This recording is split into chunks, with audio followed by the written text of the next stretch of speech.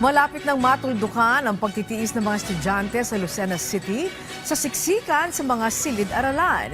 Ito'y dahil sa itatayong bagong classrooms na isa sa katuparan sa pagtutulungan ng gobyerno at ng pribadong sektor. Si May Formaran ng Radyo Pilipinas Lucena sa sentro ng balita.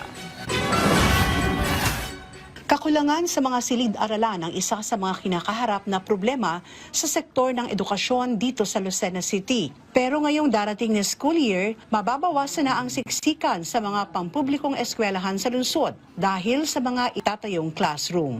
Kakaroon po tayo ng construction ng classroom sa 11 paaralan dito sa ating Schools Division Office of Lucena.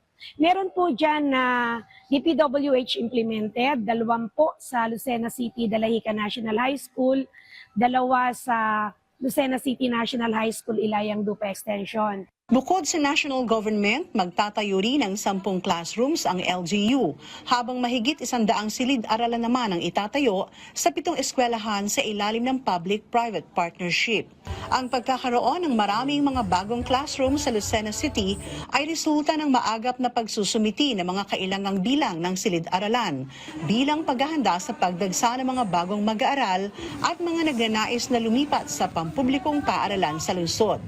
At dahil magbabalik eskwela na sa Lunes sa mga estudyante, magkakatuwa ngayon ang mga guro, mga magulang, mga ahensya ng pamahalaan at pribadong sektor sa Brigada Eskwela. Kundi po ang naiambag po nila yung pagtutulungan po natin dito sa komunidad, yung pagkukumpone po, paglilinis po para masayayos po yung ating mga silid-paaralan para po sa aming mga anak na papasok po ngayong June 8. Samantala, nagsasagawa ng fire safety briefing ang Bureau of Fire Protection o BFP Lucena sa ilang eskwelahan sa lungsod para matsak ang kaligtasan ng lahat mula sa sunog. Mula sa Lucena City para sa Integrated State Media, May Formaran ng Radyo Pilipinas, Radyo Publiko.